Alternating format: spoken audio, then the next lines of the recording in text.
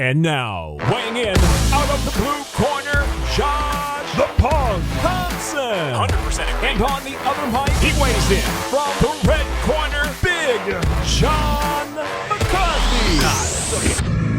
Oh my God, I am in my new podcast studio that has nothing in it, and I'm loving it. So we're going to do this little contest. You're going to see something new every day coming in.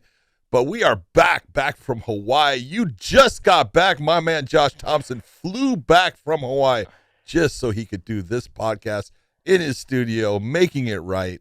What's up, brother?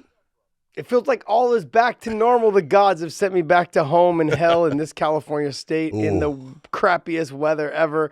It is freezing. I landed last night at 11 o'clock last night. Got home around midnight. Had to still watch the UFC fights because I promised everybody that I would. So I stayed up to about 1:30 scrolling through them and watching them all.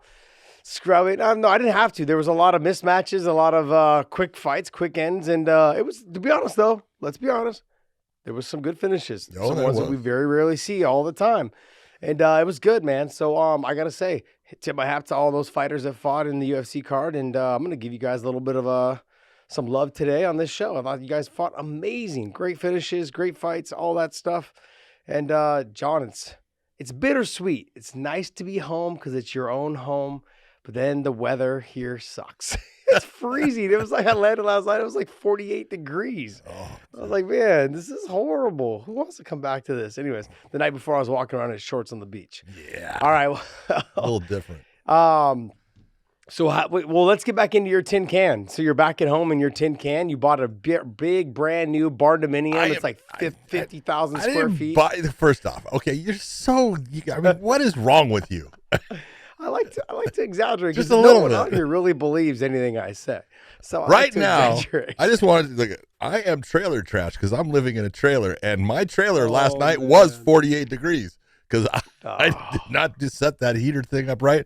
Froze my country ass off because I am living in the country, but it was hey, live and learn. If you guys have a chance, go back through Big John's Instagram, and you'll see what a beautiful house he was living in on the lake with a dock and boats and jet skis and all the love and all the fixins. And now he lives in a trailer. No, I live in a trailer. See? I'm moving up. He lives in I'm like the Jeffersons, man, moving on up. No, you're not, buddy. You're not. Oh, my goodness. All right, well, hey, Podcast Dave, what's going on, buddy? We're going to talk about UFC first, right? Yes, we let's are. UFC from this past weekend. Let's break down the UFC. Let's do the recap on that because I promised that we would do that. And John didn't get a chance to watch all the fights. And, I want to make sure we didn't just skim over them because we were busy, obviously working for Bellator. And we're trying to give everyone a fair shake, man. We want to make sure that we pay as much attention to the UFC as we do to the Bellator shows. And I know we work for them. I read you guys in the comments talking about how we're all biased and how we're homers for Bellator. They're wrong. Guys, you guys were homers for the fighters. I'm a homer for the fighters. Yep. All right, well, hey, Jessica Andrade and Lemos. Lemos looked good. John, you and I were talking beforehand. You're like, I can't believe she tapped to that. I got to be honest, man. I got in my fight with Benson Henderson. I think it was the third round. Might have been the second, but I think it was the third round. He almost caught me in a standing arm triangle as well. I was like, oh, this is a little uncomfortable. Yeah. I wasn't close to tapping. It can but be it was uncomfortable. It was tight, though. Yeah. Panic sets in. All right, guys, this podcast is brought to you by MyBookie.ag. And Big John and I have been doing pretty well on the odds here, buddy. I looked over the Jessica Andrade fight and the Lemos fight, and it was shaping up to be a good fight. I wouldn't lay down any odds on that fight because it was very close, going to be back and forth. But I got to tell you honestly, there was other fights to make some good money on. I was looking forward to all the Bellator fights as well, and when we were able to use that, you go to mybookie.ag, use our promo code weighing in, and I'm sure if you guys went back and watched both the Bellator cards and the UFC card, we had to have won you some money. Maybe just a little bit, John. What are you thinking, buddy? I said Andrade was going to win that fight. Guess what? Andrade won that fight. So yeah, but no one would have ever thought not the way it happened. No. Yeah, standing side choke, arm triangle, whatever you want to call it. I would have liked to have been able to predict that and say it's going to be a submission in the first round, and it's going to be a submission that you really don't see. No, yeah. But look, at the end of the day, you got to go to mybookie.ag. Use that promo code weighing in. We'll give you a little extra spending cash on your first initial deposit. If you use that QR code right there, they'll hook you up for using our promo code weighing in. So go to mybookie.ag, use that promo code, tell them that we sent you, and good luck. make some money, you guys. Good luck. Make some money. Good luck. That's another thing. We got to start telling these people good luck. Absolutely. Good luck. Luck is part of it. And I believe that Andrade has got a squeeze, but normally, generally, usually, that arm triangle, you need to have that pressure of not only the squeeze, but the weight and the pressure of the person pressing in. That's why we'll talk about, hey, you want to get to the side of it. You can get someone that can have a strong squeeze and get it done from the mount, but normally there's angles that create that squeeze that puts you out. And it's difficult to do that from the standing. But, hey, man, it was a great win for Jessica. I thought she looked good throughout the fight. She got touched a couple times, but she was lighting up Lemos in the stand-up at times. I mean, she's a stud. John, let me give a quick defense to that real quick. Go. Person in the side triangle, jump guard. There's no way they're finished that from inside their guard. You are not finishing that side triangle from inside my guard. That's the point.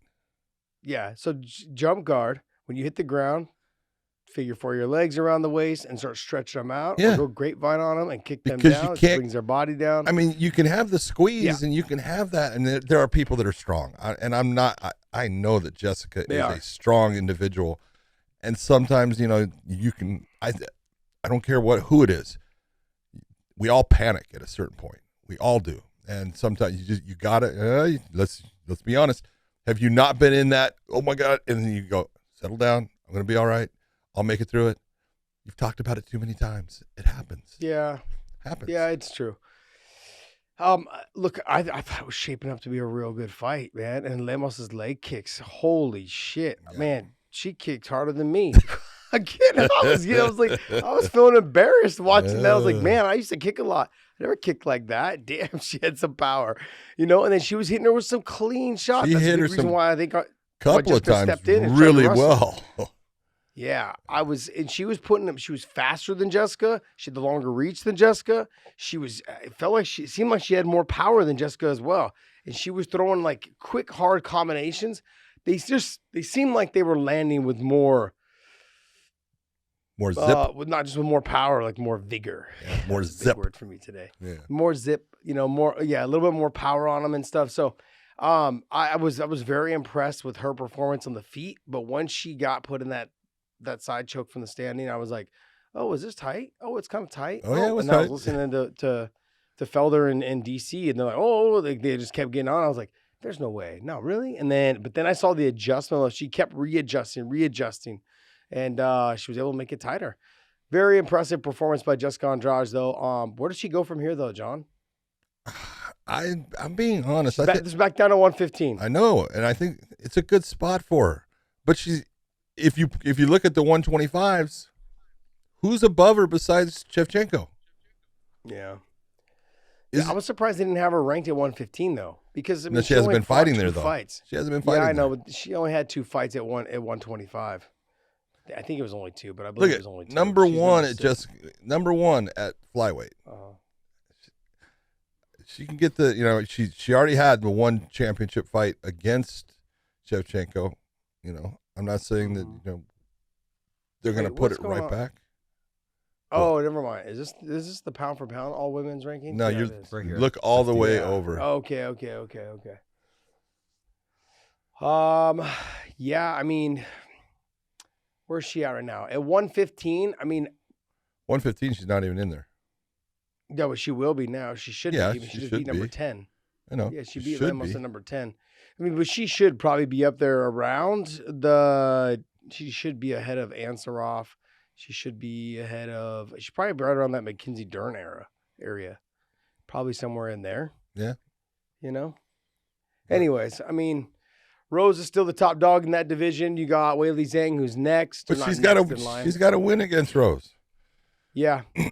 Not saying that Rose wouldn't beat her in a rematch. Very possible, but she's got that win, and I thought Rose was looking great in that fight. She just had the one incident where she got dropped on her head. And that was the end.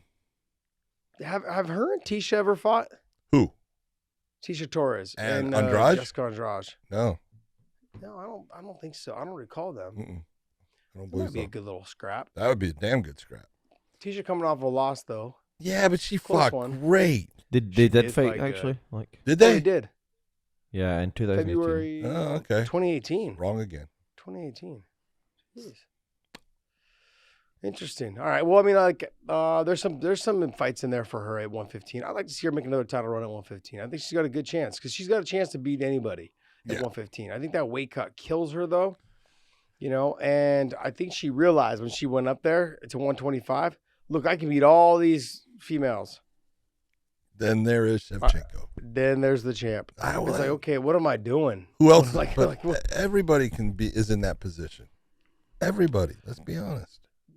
All of them at 115. There is not a 125-pound woman fighter right now that I can see beating Shevchenko. I'm just being honest. She's head and shoulders above everyone right now. Yeah. Because no, I agree. The other part is, she doesn't take anybody lightly. She doesn't make that mistake. She trains hard, and she looks at everyone as, they're a threat. And she had the one fight, I guess, with Jennifer Maia that maybe she didn't look great, but she still dominated the fight for the most part. Yeah, she did. Yeah, there's I mean, like when I look at Jessica, she's got plenty of other fights in the 115. There's a chance she could win the title. Yeah. She lost to Weili Zhang, but I mean, like, it happened early. She could potentially get that fight back. That'd be another fight I'd like to see. The two of them, shorter in stature, pretty muscular. Two very, very aggressive fighters. Yep. So I'd like to see that fight, probably run it back, see that fight again. She's already beat the champ, and she could probably do it again. So their style, it just comes down to the styles make matchups. And she's a perfect style to give Rose some problems, Overall, though, I mean, we're going to see what happens next. Look, Lemos, outside of just panicking during that submission, she was looking good. Yeah. She was looking good. So where does she go next, John? I don't think she does. I think there's those fights where I don't think it hurt her. I really don't think this hurt her. I think she's going to stay somewhere close to where she's at. She may drop, a spot or something like that. But she's on the rise in the strawweight division, and because of what you saw the power that she possesses in her kicks and stuff, and she's got crisp stand up.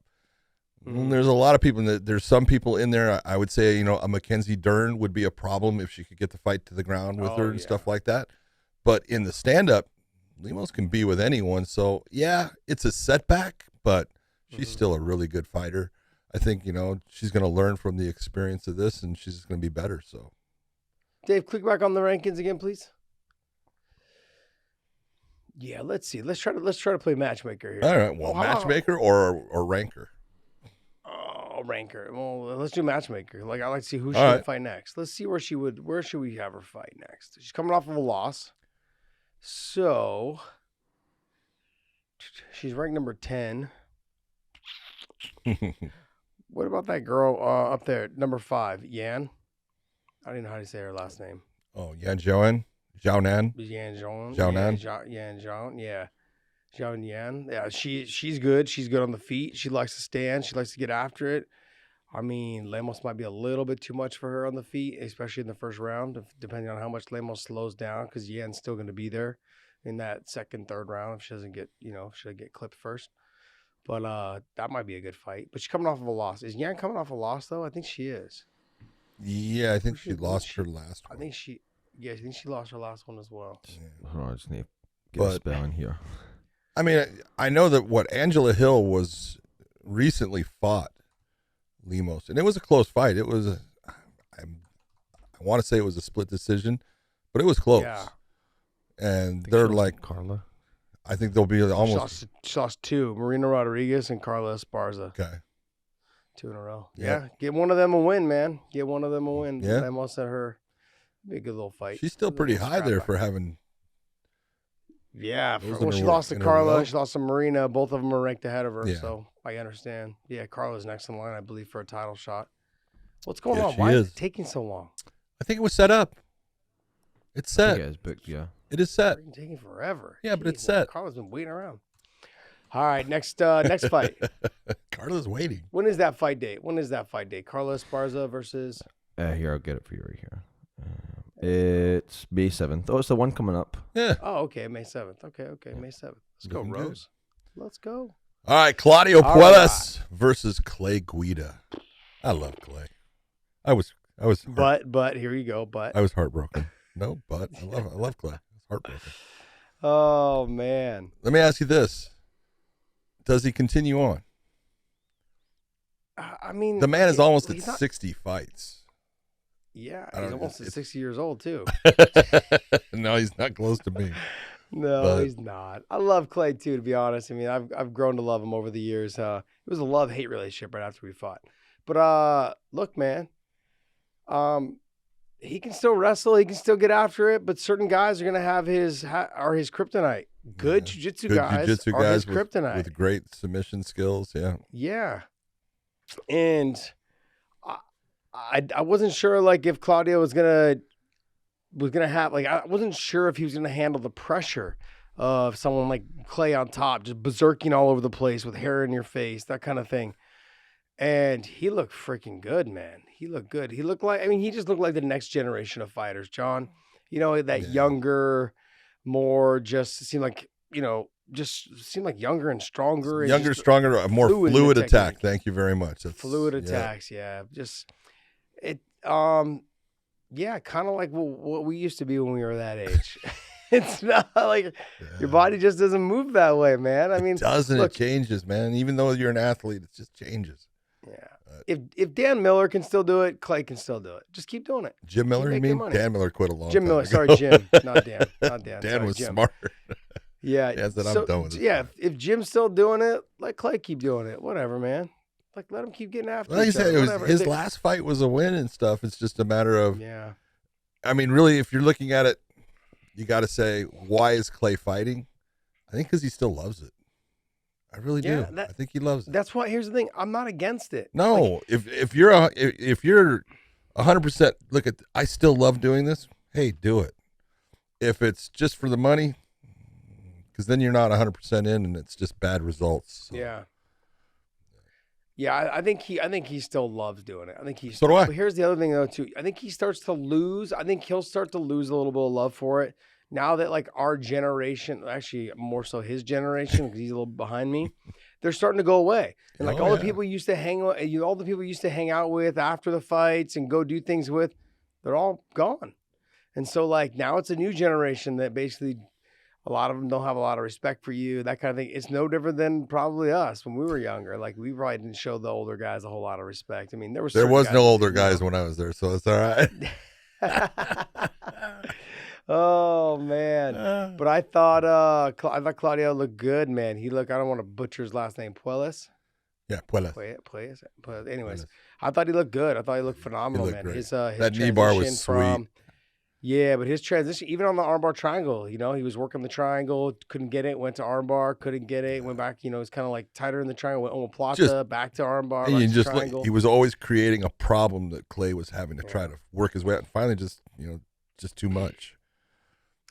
Here's the thing, like guys like Clay, though, because of his style, no different than Randy, no different than other guys that wrestle a lot, don't take it, like, don't get me wrong, early in his career. Yes. His fights with Roger Huerta, his fights with Huerta, Diego Sanchez.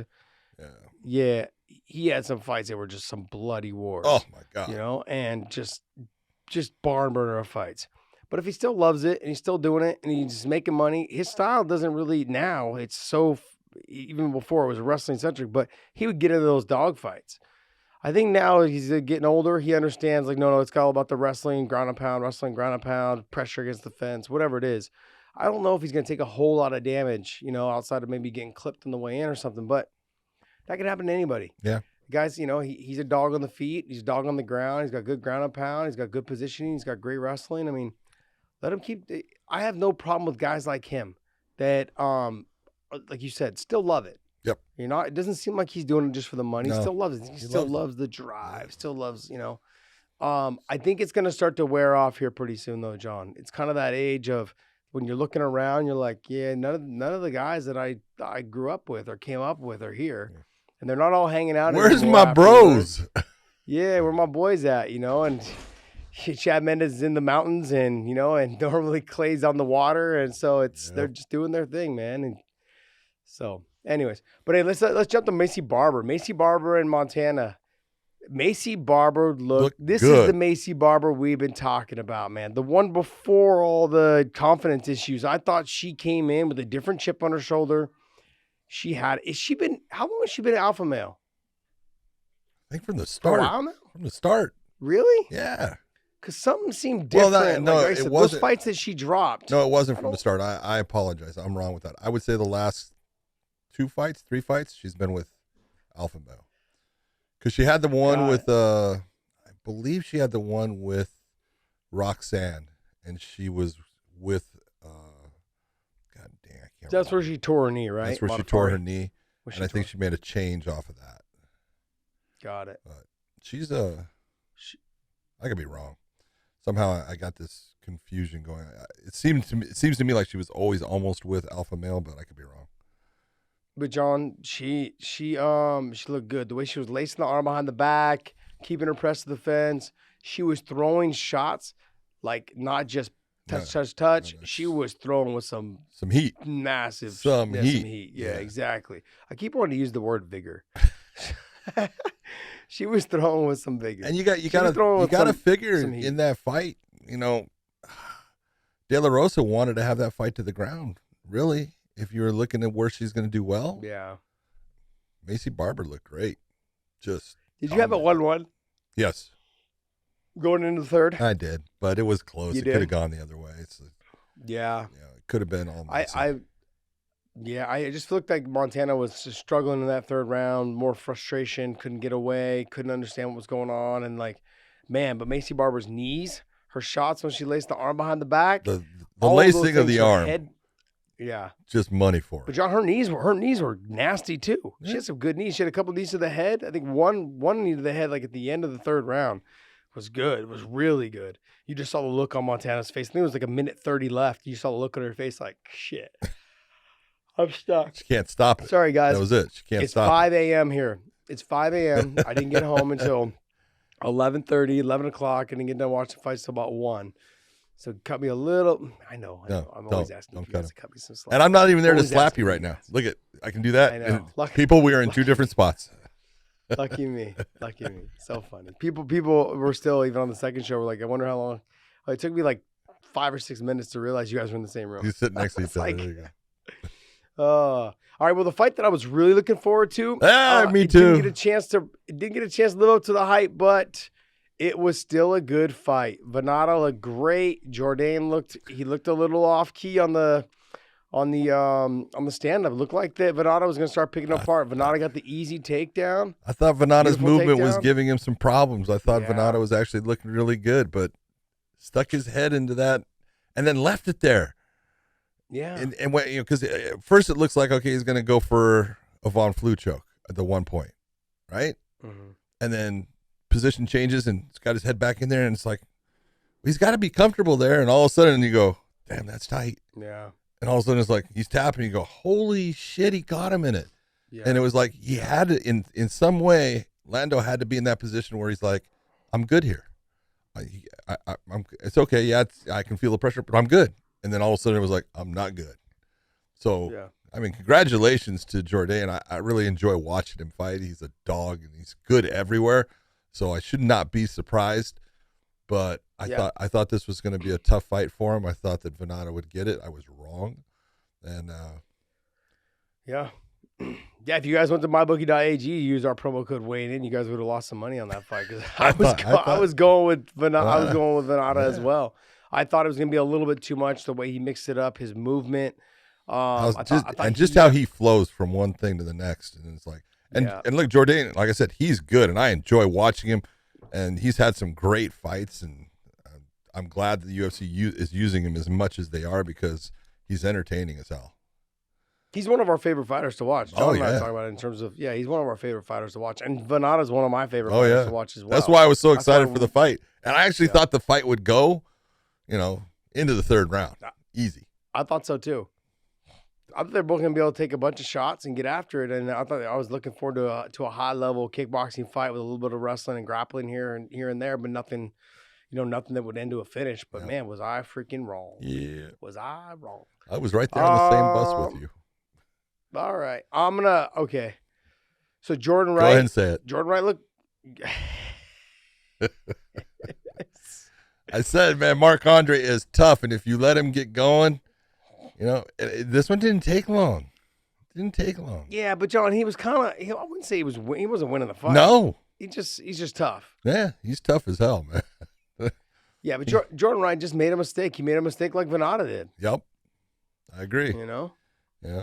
Just let me give you I'll give you guys an example. There's a guy that I look at as being probably one of the best guys ever of being able to weather the storm when it comes to guillotines, and he just hangs out and loves it. Who do you think I'm talking about? Hangs out and loves it, John Fitch. Yeah, John Fitch. He would just. That's people thought he was like. That's what got him caught with Josh Berkman. Exactly. Thought he was years okay. Years and years of getting out of guys' guillotines because of the way he wrestled, and just escaped.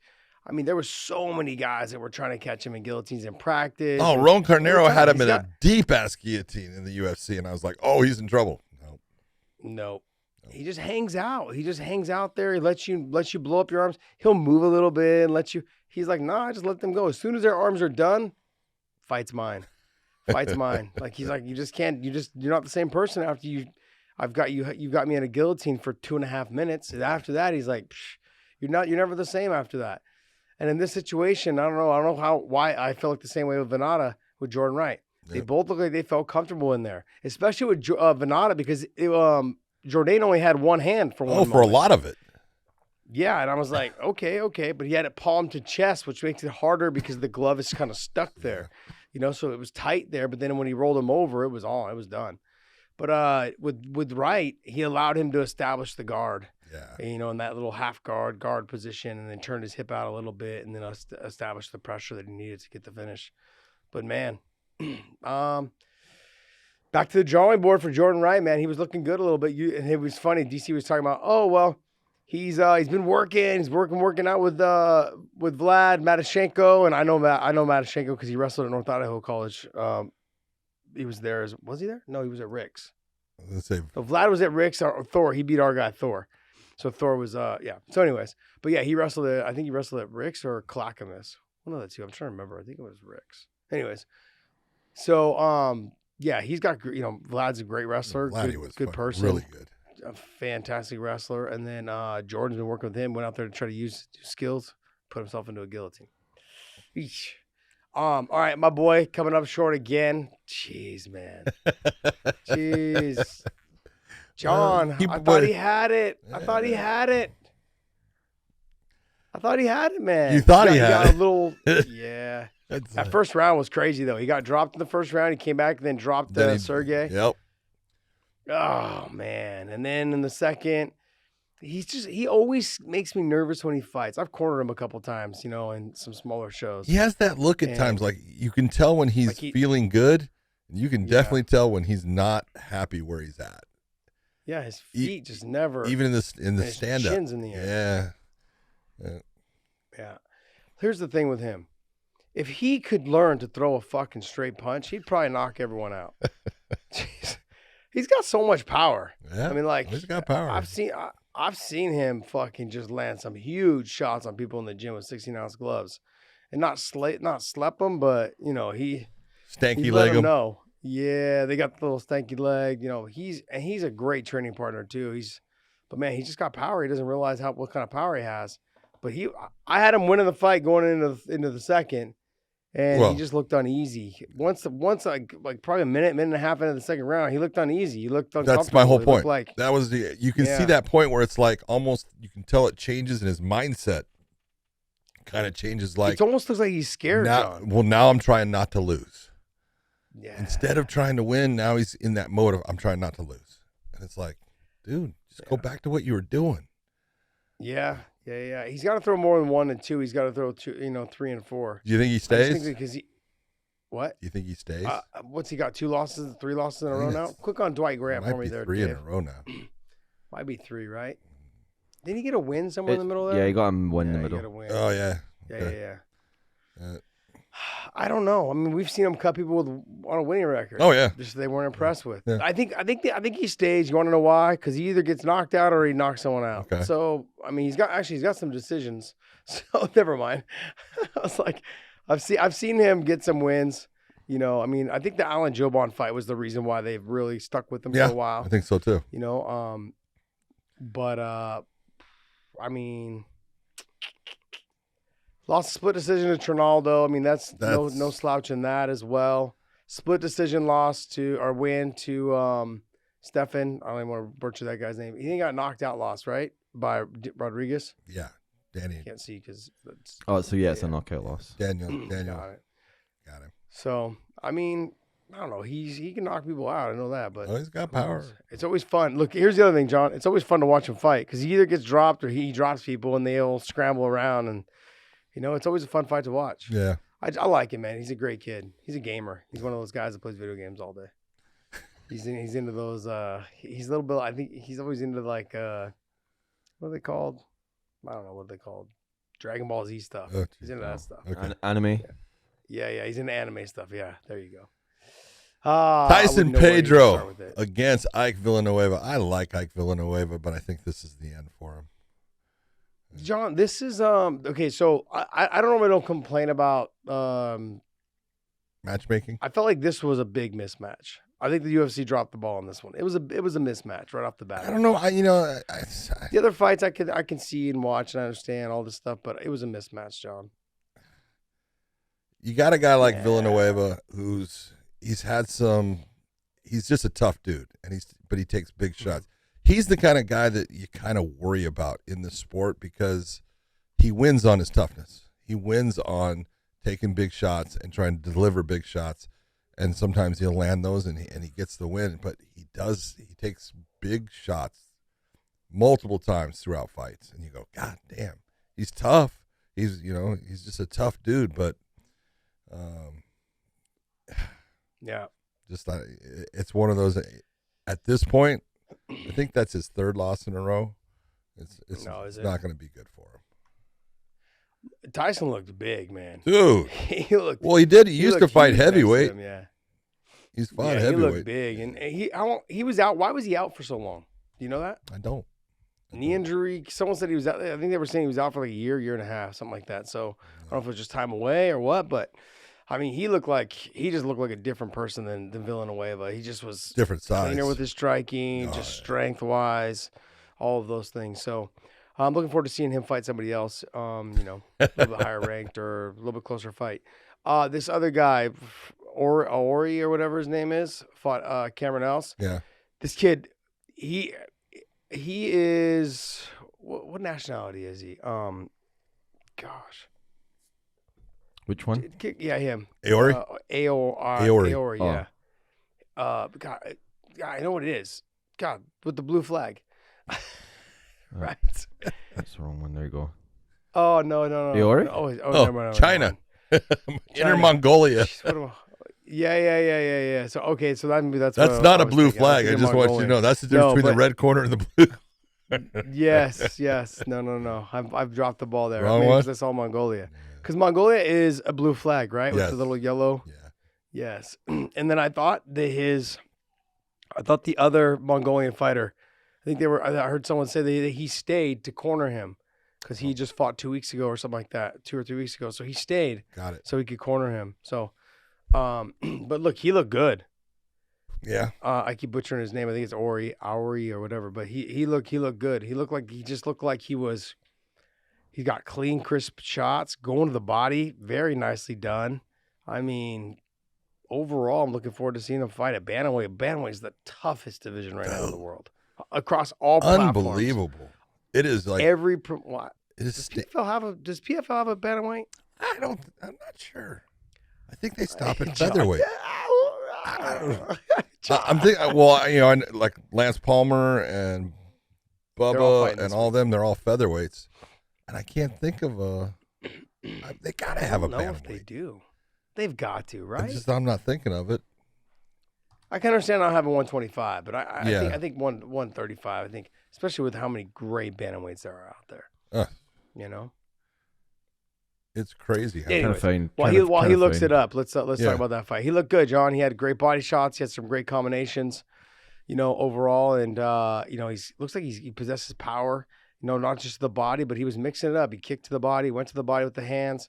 You know, good takedown defense. He had a beautiful throw. I thought was nice. You know, the big toss, and I was like, okay, he stepped over the body, hip tossed into the fence, and nicely stuff, not good stuff. Do they? It looks like they had one when they were World Series in the beginning, but not now because that was Marlon Moraes was their champion but that was World Series of Fighting. I think they stopped it.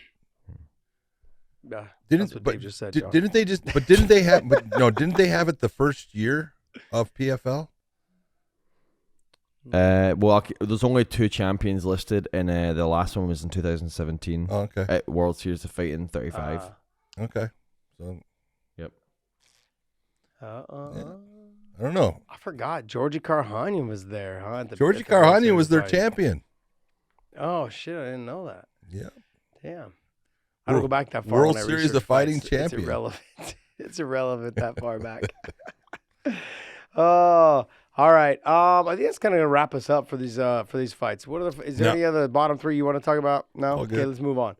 All right. Hey, well, that wraps up our UFC talk, and hopefully it was worth the wait. I know. I want to thank you guys for being patient, man, with me, buddy. So. Everybody out there, thank you so much. Because you know, hey, look, it's hard. It's hard to watch. There's no like it hard. Hotels, the Wi-Fi it's impossible. We're working at time that it's on, and then it's like you don't just get to go home. Yeah. It's not easy. No, you got to go back to the hotel. Then 3 a.m. catch a flight, head home, get here as soon as you can, film as soon as you can. Yeah, no big thing. While the fights are still fresh. No big thing. All right, well, hey, Let's talk about the PFL. They got a fight coming up this weekend, and no, it's Thursday actually. No. So, whoops, sorry, it's Thursday. Where's it out? ESPN? It doesn't say if it's on ESPN, but it says it's in Arlington, Texas. Arlington, Texas. Oh, Arlington. All right. So Capoloza, who is good? Dave, I can't see. Yes, he is good. Dude's got power in his hands. Against Stuart Austin. Fights well. Yeah, I know he's fun. He's fun to watch fight, John. It's funny. But he throws heat with everything. Oh, he's good. I just look at this matchup and I go, I've watched Stuart Austin fight. He's a good fighter. He's not in Capoloza's. He's not in his realm right now.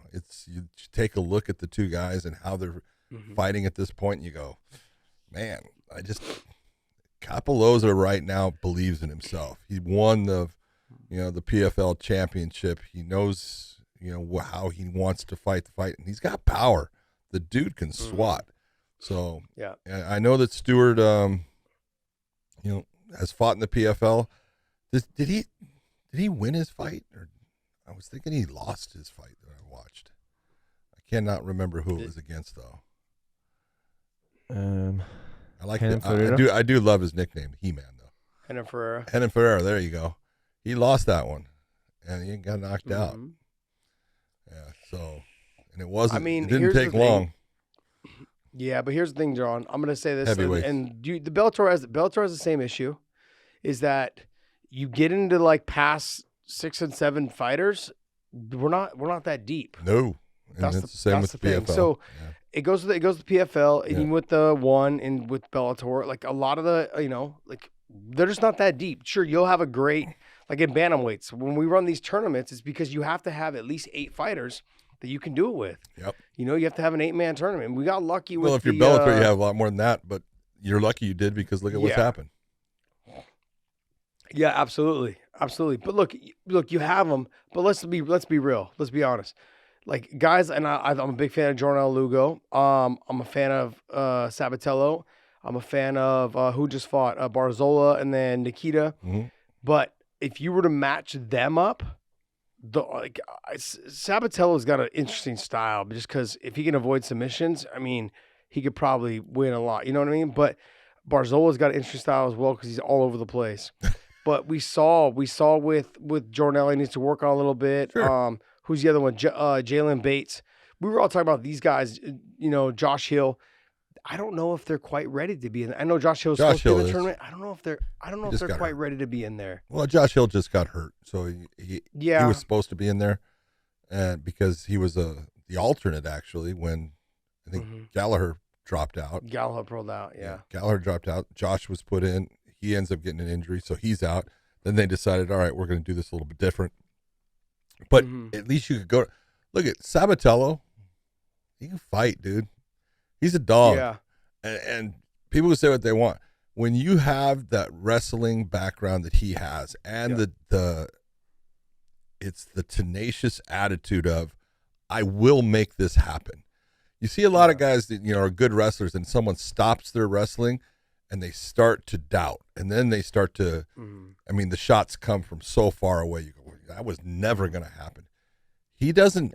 I don't see where he gets into that position of he doesn't believe that he can make that takedown work. So, on the feet, he's getting better all the time. Yeah. Sabatello's a problem for people. I like Danny Sabatello. Yeah, and the other part is he'll end up being a problem. I like listening to Danny Sabatello because he sounds like Leo Getz. Leo Getz. Yeah. Now he's got the platinum hair too.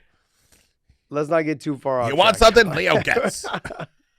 But Capoloza, my point is that the PFL is suffering from a little bit of, in certain weight classes, they're not that deep. Almost but it doesn't matter. Heavyweight division is just not a deep division anywhere. No. Anywhere. I don't think 205 is a deep division either. 205 has a lot of talent. Across the board. It's got talent. Bellator's got talent in 205s. UFC has talent in 205s. Now, look, I'm not saying when John Jones left the UFC's light heavyweight division, obviously, he sat on top of that thing. But I look at people think what they want as far as John and everything. He needed something to motivate him. I think the heavyweight thing will motivate him. I think you're going to see a different John as far as he's going to be motivated in his fight. That's something I don't think we've actually seen with John for a while. So that opened up things, and now Glover is the champion there. Look at, there's aspects of Glover you're looking, he's older now. Yes. But goddamn, he's fighting smart. He's training smart. He's doing things well. Yuri Prochaska is just a fucking freak of a guy that can take a lot of damage. He fights weird and stuff like that, but man, he brings it. Rakic is freaking good. Blachowicz is still good. There's talent there. I agree with you, but it's not a super deep division. What I mean by deep is like 15. Top 10. You're saying top 15. Top 10, you go, damn, 10, 15. You're like, okay. When you hit like 8 and 9, it starts just dwindling off to like the level is way too low. Yeah. Okay. So same thing. Bellator's had that problem. Like you look at our top 8 guys, and they're studs. In the light heavyweight, they're studs. But then after that, it's like, who? Like, just being honest, you're like, who? It's like, it does. And it goes across the board. So Stuart Austin's kind of stuck in that category. I think he's in that division, in the heavyweight division. It's not a stacked division, but Capoloza is a stud. He's got big power. He throws everything with heat. He's not bad on the ground either. He's a little crafty somewhat. Yep. But his last fight, I believe, wasn't he the one that kept going to the ground? He kept trying to get the takedowns. I don't even shooting submissions. I'm being honest. I don't even remember it. I watched it. It was the championship, but I don't remember the fight. Yeah, in that finals. Click on Capoloza, please. Yeah, he kept. Who did he fight in the finals? Let's see. Let's find out who he fought. I don't remember. Daley? Again, that's why I don't remember it. Yeah, but it was a back and forth fight. I remember it being a back and forth fight. It was a good fight. I believe it was because Delizia was trying. I don't know. I think Capoloza kept trying to get the takedown. I was like, he just kept working forward. I have to go back and watch that fight. But no, I remember his fight with Jamel Jones because Jamel Jones got a lot of power and comes out, and man, he just lit him up. We were in Sioux Falls for that, I believe. I think so. Yeah, we were in Sioux Falls for that fight. Yeah. Yep. Because I remember we watching Jamel Jones. Remember, Jamel Jones came in as an alternate, because someone fell out. Yeah, but he'd been knocking everybody out. And he's just a tank. He got a lot of power. He had no answer. No answer that time against Capoloza. No, he had no answer. Get in deep. Technique was a problem. Nothing. Technique was a problem. So Nothing. that's all right. Yeah. All right, next fight. Our boy Lance Palmer. Man, what's going to happen here? What do you think? I'm gonna go back to what I said last year, that Lance, had a baby, a lot of emotions going on, a lot of things going on. I think, having won, I think he won it 2 times in a row. Yes, he did. Probably feeling a little bit of that comfort zone. A little bit. He's enjoying life. I mean, look, when you got a Lamborghini in your garage, okay, like I'm gonna just be like, I'm not thinking about going to work the next day. I'm thinking about where I'm going to take my next whip. Where am I going? Where am I taking my whip to now? I'm going to go ride on the back country roads, with my girl. What am I going to do? Opening it up. Yeah, I think he got a little distracted. I think last season was probably eye-opening. He is getting a little bit older in age. I think he's 37, 38, might be even older than that. No, I don't think he's 38. Is he 38? Oh, shit, I'm wrong. 34. That's what I said. I don't think so. Jesus, you're a baby. You got plenty of fight still in you, buddy. Yeah, he's a baby. So yeah, I think I'm gonna give him a little bit of pass. The other thing too is it's no different, you guys. It's no different from the fighters that are not fighters, but like when basketball teams or football teams go deep into the playoffs, the next year they're not always the greatest. Like they have a hard time getting back. Sure they get to the playoffs, but sometimes they don't play as well. Are you making excuses here? No. Yeah. All right. Let me ask you. Okay, but let's look here. This all started. He's my boy, so. It all started with Bubba Jenkins, if you remember that fight. Yeah, I do remember that. And Lance got out wrestled. True. Yep. Because he couldn't get the fight to the ground. Bubba actually did a good job on his feet and everything. Job. And he's fighting Chris Wade in this, right? Mm-hmm. He's not going to get easy takedowns there either.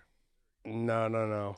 Chris Wade was able to out-wrestle Bubba. Yes, that's my point, okay? I'm just going to say. But styles, though. You're right, it is styles. And it's a matter of that mentality. How's he coming into this season? Is he up? I learned something from the last one, made some adjustments, and now it's coming back better than ever.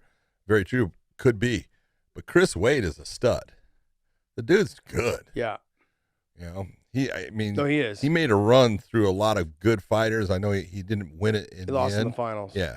He didn't win it in the end, but man, he's good. And he lost to one of Khabib's guys, I believe. It was. It was I can't remember his name. Damn it. Kid's a stud. Yeah. Who did he lose to? Who did he lose to? Russian cat. Oh, yeah. Kabalayev. Yeah. Yeah. Movlid. Movlid Kabalayev. Kabalayev. It was a good fight, man. Yeah. It was a great fight. I was expecting Wade to Kabalayev dominated that fight against Wade. He really did. Yeah. He was able to take Wade down and control him throughout the fight. I'm just being honest. Mm-hmm. Mm-hmm. So, I mean, good pressure. But Wade made a run all the way through. He was looking great all the way up into that. Yeah. So we know the dude can fight. He's good. It's a good matchup between two really good guys. But this is my whole thing with sometimes with the PFL is they'll put this one together, which I think is a great fight, and I don't blame them for putting it together. But who's in their other rungs as far as the levels of what they are? Because you're talking about Lance Palmer, who didn't do well last year, but 2 years prior, 2 times was their champion, and Chris Wade, who went to the finals last year. I want to see their other rungs because this is where I say now, these two guys are fighting, great fight, but if this ends in a decision, one's going to get 3 points, one's going to get nothing, and then you're going to have someone else in the other bracket not fighting someone that's good, and he's going to get 6 points for first round stoppage. That's where my whole thing with the points starts to go. Yeah. It just doesn't make sense sometimes. But yeah. Someone brought up someone said that I brought up a good point the other day. Is what you do is you put 3 or 4 fighters in one bracket, and you have all 3 of them or 4 of them fight each other. Yeah. And the top 2 go. See, then it doesn't matter. So then because you're facing the same competition. Yeah. Yep. Look at that, Josh. Look at you helping the PFL. We are here to help people. Oh man. But look, Lance, all he's got to do is just wrestle the Dickens out of him. I think he's got a good chance of trying to hold him down if he can. Did you say wrestle the Dickens? Man. I'm getting old. old. Renan Ferreira versus Jamil Jones. Look, Ferreira, all he's got to do is, if he can stop 2 or 3 takedowns, keep his hands up, I think he's got a good chance of winning this fight. Jamil Jones is someone who throws with everything he has. The power oh my God. Everything he has, and every single time. But puts himself out of position based on it too. We talk about overextension. And on top, oh. yeah. But all of that power and explosiveness he's throwing is just so he can get in on the penetration. Yeah. So if you don't bite on that and keep your hands up and just kind of make sure you're using your footwork, which is what Capoloza did, is that he never let him get in deep enough. He just kept his hands up so he didn't give it the shot. And he took 1 step back and then left or right. And Jamil Jones just couldn't get in deep enough on the takedowns. Yeah. And after that, just was stuffing everything. It was just frustrated him. He had no answer for that after those takedowns. Okay, so this is a fight you're looking forward to. You're looking for Kudo versus how do you say his last name? Lohane? Brendan Lohane. Lohane. I know it doesn't look that way, but it's Lohane. No. Yeah, I keep thinking it's Lohane, but everyone keeps telling the way it's spelled looks Lonane. Lonane. I like it. Brendan is good. Brendan he's a tough fighter, man. He's a scrapper. Kudo is good though, and the real question is, can Kudo catch him? I think Brendan wins the fight, but it's a tough matchup again. This is a good matchup when you're looking at the PFL putting together quality matchups. This is a quality matchup. Yeah, he's fun to watch fight. I don't know much on Kudo, so I'm not going to sit here and blow sunshine up your guys' ass. Lohane's good. He seems like how old is he? He's not old, man. He's what? I want to say 28. 28, I think. That old? I think he's like 28, 29. Yeah. Lohane? So shit. 32. I'm wrong. You know, he was fighting over an ACB. That's when I first saw him fight. Wow. And he was doing really well there. Fucking baby. Well, there he is a baby. That's an old goddamn photo. Yeah. How dare you guys not know every single fighter's age off the top of your head? I know. We're horrible. We'll get it. 21-4 though. He's got a pretty good record, man. He's good. He's a well-rounded fighter. He's good all the way around. All right. So next fight. What other fight you want to talk about on here? Bubba Jenkins. I think Bubba Jenkins Bokniak. That's a good fight. Bubba can control the fight where it's at, and he can win the fight based upon that control because his stand-up with Dewey Cooper and everything has gotten much better. But we need to see the Bubba Jenkins that we were seeing last season in the PFL, not a guy that all of a sudden starts to, take shots from way outside and stuff. Like, everyone can wrestle now for the most part. You got to set up those shots. And when he does, dude, he can get into anybody. He can get the takedown. The dude is a stud when it comes to wrestling. But he can't do those shots from the far outside. Yeah. Look, I think if he fights almost everyone the way he fought Lance Palmer last year, I think he's got a good chance of making a good run to the finals. Yep. He's just got to stay aggressive. He's got to stay. This is the biggest thing, John. He's got to have that chip on his shoulder in terms of that he knows he can beat him.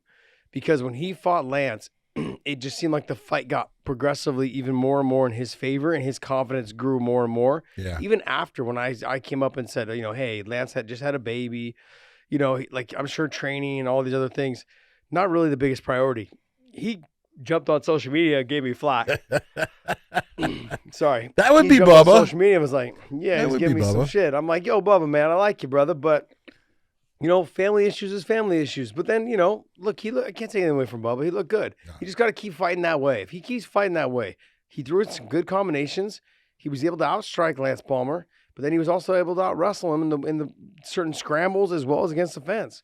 He looked good. He's got to fight everyone that way, but he's got to fight them with confidence. If he can do that, I think he can, because he can out-wrestle Bokniak. Oh, yeah. There's no doubt. And he can out-position him, I think, on the ground as well. Just a matter of making sure he keeps his hands up and he does not take, like you said, not taking any shots from the outside. He's got to fight him in a phone booth. Never give him the space. Who else fights like that?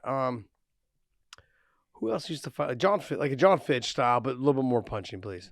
So that kind of style, just push the pressure, against the fence, the takedown, the control, sit him back down, that kind of position. Yeah. Good for him. Hopefully he gets it going. Hopefully he makes a run. I like Bubba.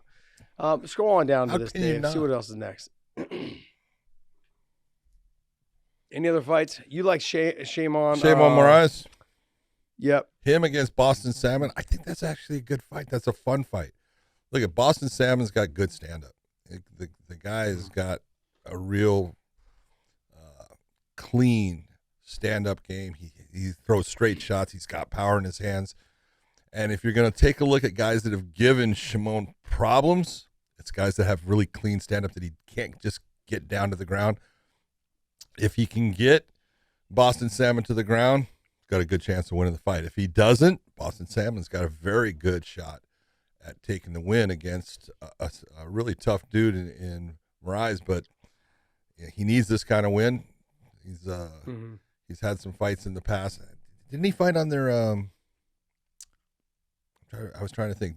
Did Boston Salmon fight on their, what was it called, Challenger Series? Can you look that up real quick? Look at Boston Salmon. I don't watch their Challenger Series, John. Sorry, buddy. Yeah, it's kind of long. In March. Yeah, he fought in March. Okay, and that's how he got into this, and so that's. But I think he could do well Might there. be a little too much for him. I don't know. I think if this is a good match again. If he doesn't keep it on the feet, I don't think he's going to win it. But if he keeps it on the feet, it's got a good chance. All right, well, hey, that's going to wrap up our PFL talk. So let's jump in. Is UFC this weekend? Yep, we have UFC Vegas. UFC Vegas 53 Isn't this that weekend. font? That's raw before. Yeah. Yep, there we go. It's loaded now. Against the man, Chito Vera.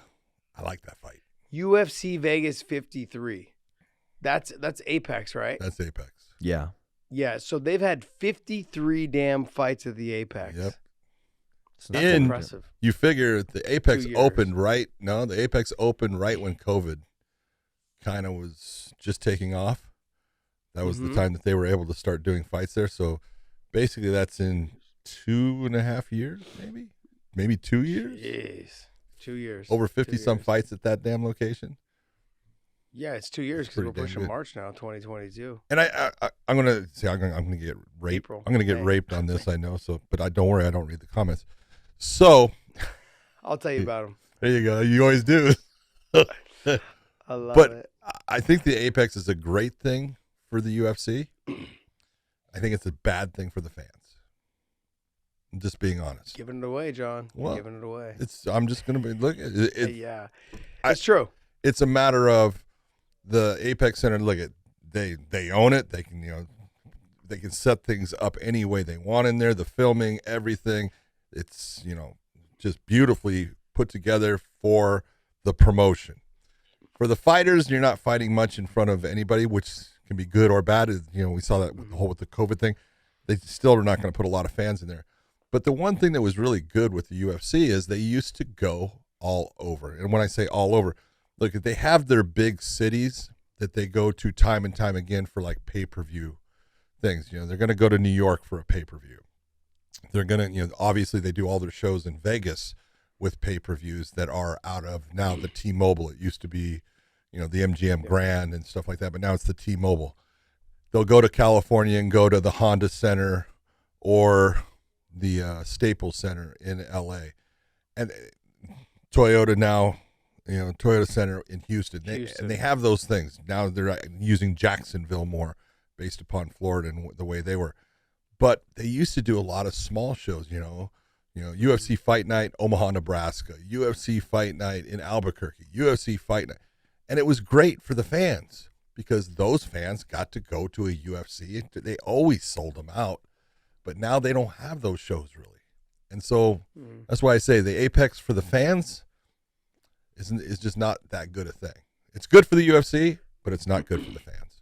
That's just my opinion. So really what it comes down to is, let's say when COVID started to end, right? And then let's just say they've done 20 shows since COVID's kind of started to end in certain states. Yeah. Those 20 shows, those are 20 shows that fans are missing out on. That's right. And they're going to continue to miss out on them. Yep. Now, this is I agree with you, John. It is bad for the fans, only based on the fact is that those opportunities for you for the fighters to be accessible to, they're gone. And we used to be, that was the number one thing that I remember every fan telling me, how nice we are, how accessible we are, how like Huge they could see us difference. anywhere, and we were so accessible to them. And now it's turned into like they're not accessible pretty much at all. Like No, I mean, it's got- very rare. Like if you don't know someone who's fighting in the Apex, you're not getting a ticket. And so but then that's a lot of fights not to have. Yeah. Let's just say they do 30 fights a year in the Apex. You think it'd be that many? I think they're gonna do 30 fights a year in the Apex. Let's say 25 if 54. 30, 25 to 30. Okay, let's say 25. Okay. Let's say 25. That's 25 shows worldwide that they're not doing out there for new fans, right. new people. Which is We a were shame. talking about this. Because it's a great show. We were talking about this. This is where I think that Bellator kind of drops the ball. Oh, Bellator dropped is the ball now big that time. now Big that the time. UFC And I is told him. not now that the UFC is not doing these 25 shows out, developing and getting new fans and stuff, and Bellator is not. They don't go to a bunch of new cities as well. They go to they continue to go to the same big cities.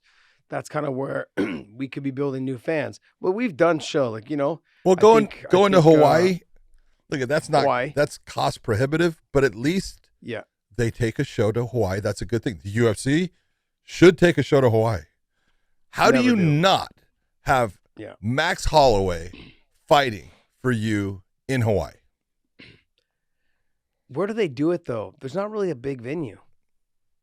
Like Blaisdell's big, but it only holds I think what 8,000. So 6,000, what? 7,000. I get So it. John. what? What do you do? What do you do? You put on I mean, a that's show the- and you freaking sell that sucker, and you The make reason why you have your guy Max Holloway, Mhm, a guy that Hawaiians go crazy for. mhm. Why not do a show there? Yes, I know it's going to Yeah. cost you more money to do it. I know that. Well, that's why Bellator does two shows. But you 'cause do it for the like I said, fans. it makes it worth it to do two shows back to back. But then I said with boys what's it called Bellator's gone to Boise. They've gone to they're working on some Sioux other Falls. locations right now. Sioux Falls. They're going to other certain locations. But for 2 years we were at the Mohegan Sun, Oh yeah, and I think Mohegan Sun's a beautiful place. yeah. But you're tired. Okay, but fuck, to fly there is ridiculously hard. It's like I've got from the West Coast to there is ridiculous. I've got at least I got at least one stop, but normally two. And now more flights are coming back. I can do it in one. Yeah. But yeah, so just I think building new fans, building new support and all that stuff worldwide. We've done a lot overseas, and we're going to continue to do more overseas, which I'm really pumped for.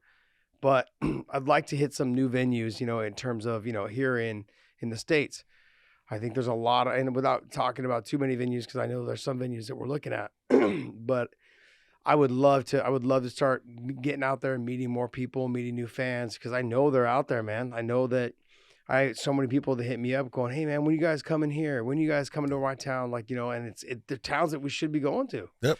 And I'm looking forward to it. I'm hoping now that COVID's over, because there was a lot of talk right before COVID hit that, we were scheduled to go to certain areas that we've all been chomping at the bit for years. So now, hopefully now that COVID's done, we can start making those runs. But I agree with you, John, that the UFC is kind of not making it fan friendly right now with that type of situation. But then again, if you really want to meet our fighters, July Oh yeah. or fight week, Yeah. But that's a new way for them to make money. But- And it's but like, that's and look, they do a fantastic job with International Fight Week. But again, it was fun when I was with them. it's It was a great. blast. It's great, and I'm not putting it down in any fashion. I think it's fantastic. But for the fan, if you're that person that hey, you're not making a ton of money and you've got bills to Yeah. pay and you got food to put on the table for kids, it may be possible for you to buy a ticket to go to that show that you want to go one time in the year and just pay for that ticket that now comes to either your hometown or a city close to you that you can drive to. Yeah. Going to Vegas and doing the whole thing, that's just more cost and stuff. And so, yes, it's awesome, but it was great when the UFC was going to those smaller locations. Yeah. And they don't do it now because of the Apex. And I think they lost something for the fans there. Mhm. That's all. It's not, Yeah. I'm not. Yeah, but it is about being accessible. Yeah, that's the biggest is. thing. It is about Well, being, it's making sure that you're accessible. like what you were talking about. In the early days, you know, and Dana was a big part of being smart with this. Is in the early days, man, we told everyone, hey, as far as fighters, hey, treat those fans like they're gold because they're the only reason you get to do what you want to do. And you know, I've seen you. You're fantastic with fans. You know, and I always try to tell people, hey, thank you for watching the sport, man. I appreciate it. You do those things, and guys did it forever. With boxing, it was always, you know, there was entourages, and you could never get, if you were a fan, to actually see that fighter because the entourage kept you away and stuff like that. Our fighters were so accessible, and they treated the fans well, and they spent, you know, just that, if it's 10 seconds taking the photo or signing something or being, you know, giving a kind word, that does a ton for making that person feel good and want to watch your fight and that promotion. It's awesome. And when you don't have that interaction, there's a breach, and it's, I don't know.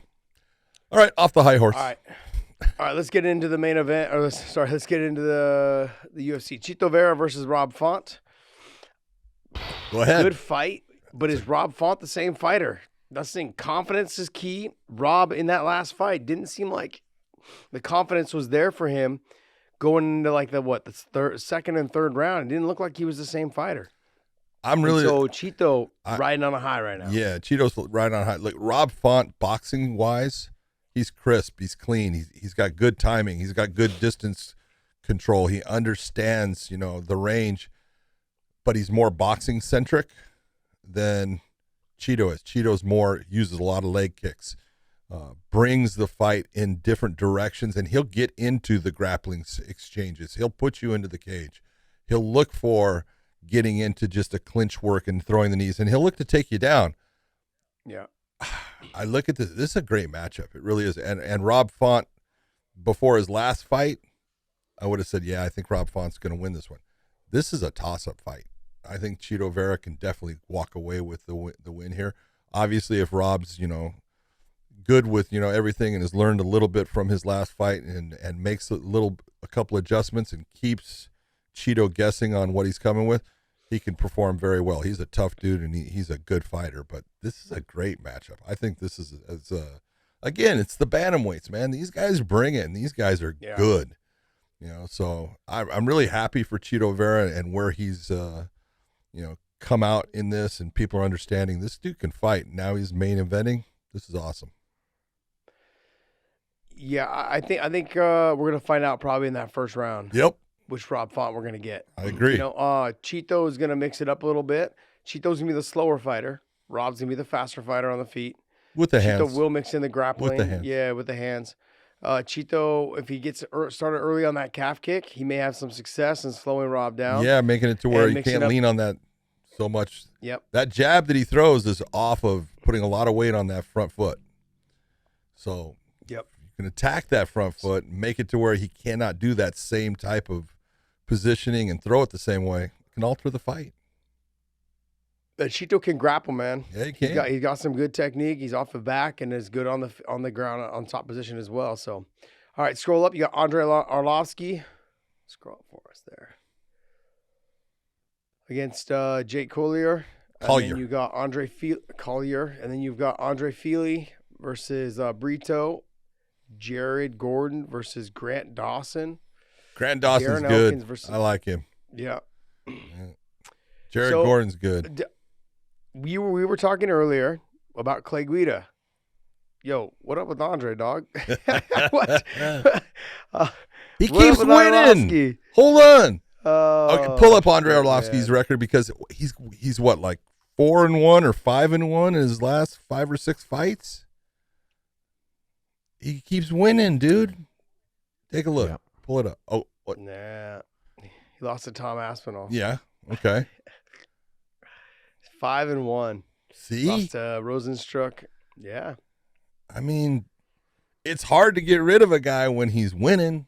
Now, they're putting him against guys that you look and you go, you know, I think they have put him against guys that they actually thought were going to beat him. I think they thought Carlos Felipe was going to beat him the way he's based upon. He's a power puncher. He comes forward. He takes shots, and you know, Andre has changed as a fighter. He's a Yeah. completely different fighter than what he used to be. And he is a dink and dunk fighter now, as far as he doesn't try to put you out with the one shot. He tries to just piece you up. And he's using good footwork. He's just going to keep touching you, keep you from touching me. I'm not going to take the big shot. I'm not going to overextend. I'm not going to put myself into danger. And he's been very successful. And so I look at, you take a look at what he's doing. Congratulations, Andre. Yeah, you're winning, dude. And if you're winning, keep him. Keep making the money. That's it. But I mean, John, you got to be thinking, right? It's getting close. Oh, it's getting yeah, close. absolutely. I mean, he's never going to be champion. No. He's never going to be champion, but no. especially with John Jones going up to heavyweight. He's not going to be champion. He used to train with John Jones, so he knows exactly where that's at. He's 43 years of age, but goddamn, he's making that money. He's been fighting. I did his first fight in the UFC 28. 28, Josh. Okay, and when you think about it, you look at the numbers. Even back then, there was a couple fights in there that were not numbered, but like you said, Apex Center, 53 fights. Those aren't part of the numbers. All the Ultimate Fighter finales and all, and those aren't part of the numbers. All the UFC fight nights, those aren't part of the numbers. The UFC has done, I don't know exactly, but let's say over 600 shows, easy. You think so? Yeah, 600 or so. Wow. Yeah, I can see that. Okay. He was at UFC 28. 28 or 38? 28. Oh, geez. Yeah. We're old, John. We're old. We're old. Andre's still doing it, still getting the wins, man. What was the next fight on there, buddy? Next fight, Andre Fili and Joanderson Brito. Oh, Brito against Fili. I like him, man. I like Andre. Fili. He's fun to watch, John. Yeah. I think he's fun to watch. He's good-looking kid, fun to watch. He's got some power in his hands. Boxing. He's been fighting a little bit smarter these days. He's coming off of a loss, though, isn't he? Yes. Can you click on it? Yeah, he's coming off of a loss, I believe. I'm trying to remember who he lost to, though. There's a no contest. Looks like no contest against Pineda. That's okay. You're right. That's right. But then prior was Bryce Mitchell. He lost to. Bryce Mitchell. Okay. Yeah, everyone seems to be losing to Bryce Mitchell right now. Don't go with Thug Nasty, baby. Oh, Thug man. Nasty's a bad man, and he's a farmer. Even the Walker losing to him. Oh, man. Jared Gordon against Grant Dawson is going to be a good fight. That's a really good fight. And that one, and actually the one that's before it, I love the matchup. Darren Elkins against Tristan Connolly. Tristan is freaking good on the ground. Look, Tristan is from Canada. Great guy. Helps everybody. He came into the UFC on a last second, fight that he beat Michel Pereira, however people want to say it. But this fight is, you look at it, and Darren Elkins is so freaking tough and durable. But Darren Elkins does not get submitted. Tristan Connolly could be the guy that could submit him.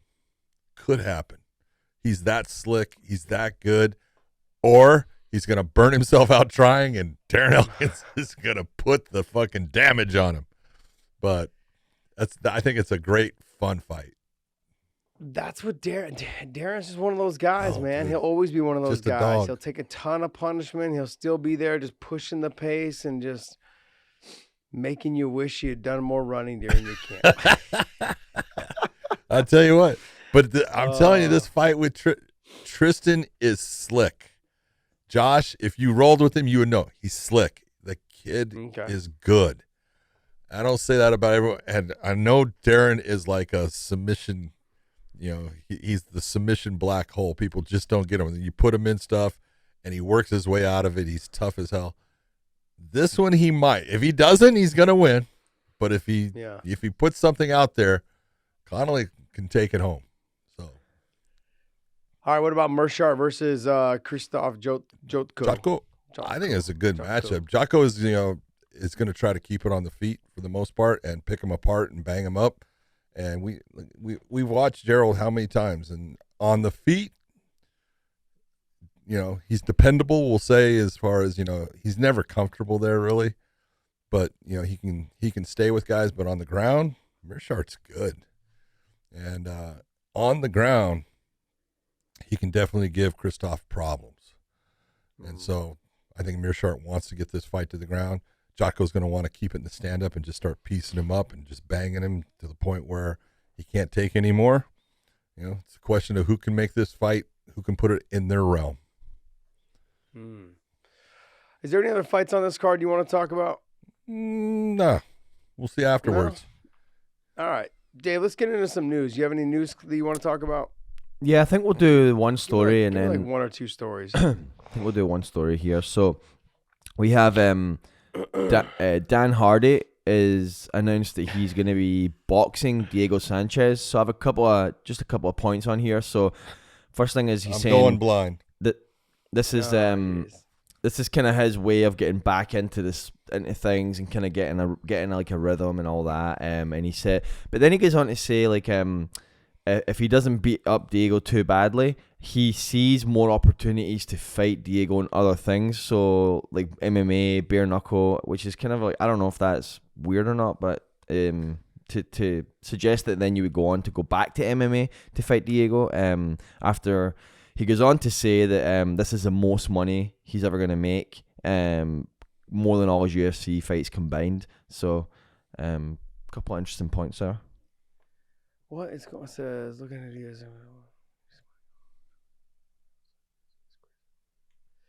Wow. I look. I have no interest in seeing this fight. None. I like Dan Hardy. I like. If it was MMA, I would take it. Yeah. If it was MMA, I would take it. But the fact is, I don't want to watch Diego box. Okay. I like Diego as a fighter. I like him as a person.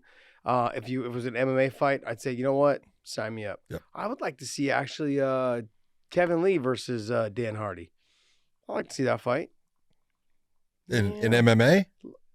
Yeah, MMA, not boxing. Okay. No, I don't want to see MMA guys do boxing, John. No, thank you. I don't want to see it. Yeah. I don't want to see either. Unless your name is Anderson Silva, Yeah, I really don't care. I'd say pretty much. I mean, there's been a couple guys that I thought have made like a good transition. I really enjoyed Derek Campos's fight in the Triller? Dorito chip. Yeah, and it was in the Dorito chip. Yeah, it was called Triller. something else. It was Triller. Was that Triller? It was Triller. That's true. Okay, anyways. Yeah, so that I like Derek Campos's fight there. Mike Perry. I'll watch him fight. There's certain fighters that are basically just boxing. No, they're brawlers. Centric. They're brawlers. I want to see those guys doing what they do. I was very skeptical of Chad Mendes, fighting, bare knuckle boxing. He looked phenomenal. Great. It's going to get harder for him, though. It's going to get harder for him, with guys that have been doing a little bit more, that are bare knuckle boxing guys. Yeah. But he's a stud. He's an athlete. He's a stud. He's got some power. There's room for him to grow in that. But to watch Dan Hardy's got good kickboxing, good boxing. He's always had good hands. But Diego's never had good hands. I don't want to see it. I don't want to see a boxing match. Awkward style in this. Yeah. Yeah. I don't want to see it. If it was an MMA fight, I'd say sign me up. Let me see it. Let's see. Eagle FC. Let's go. Put it on.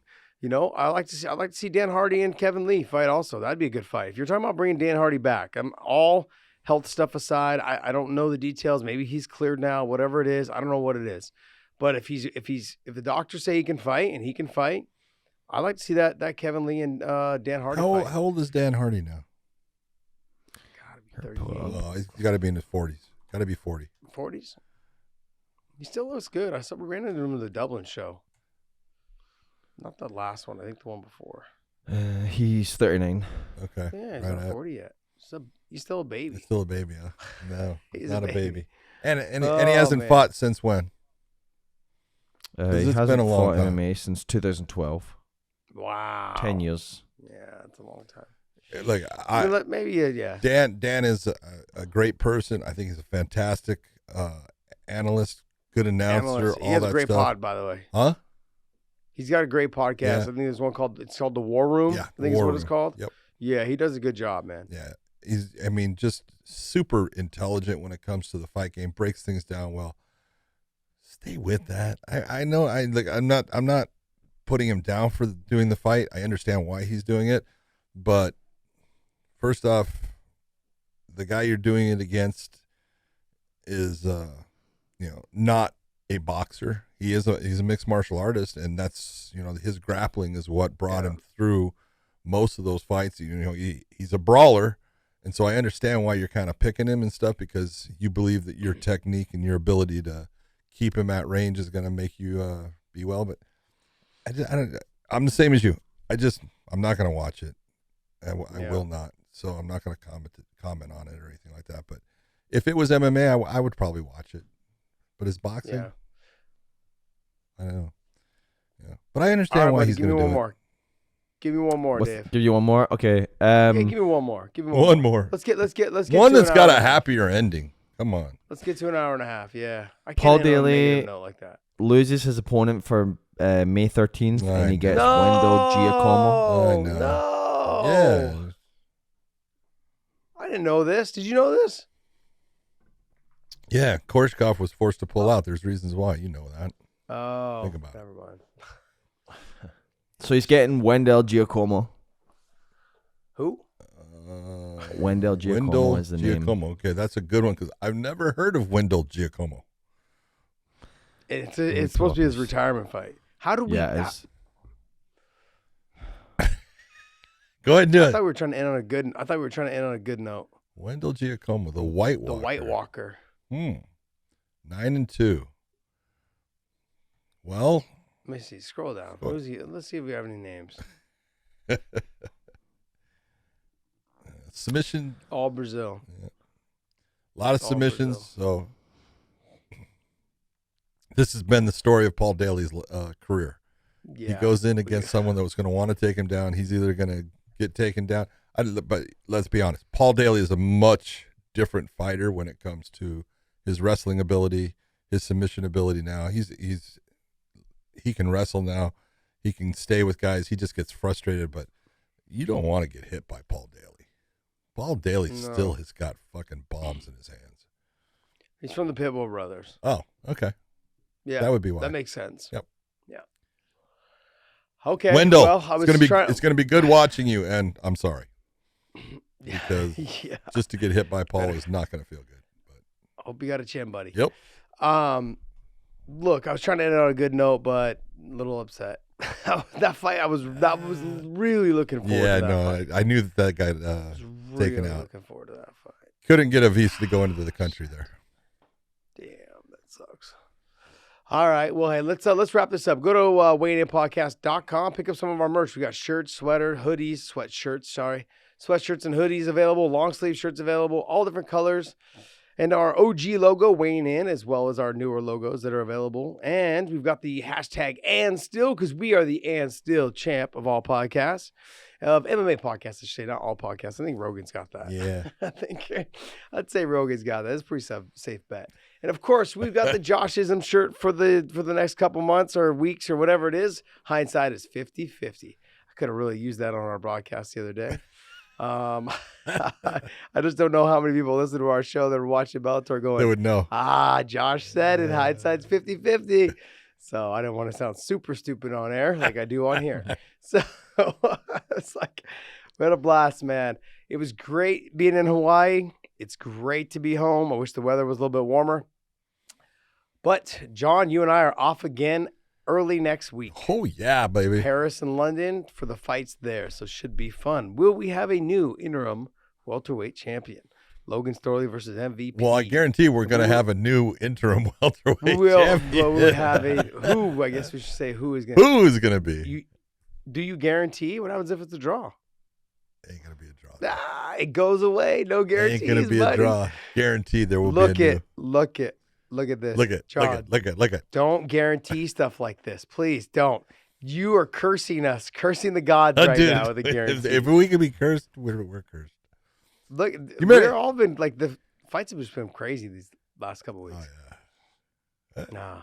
Look at what you were gonna say. Something. You remember that where that the look Linda.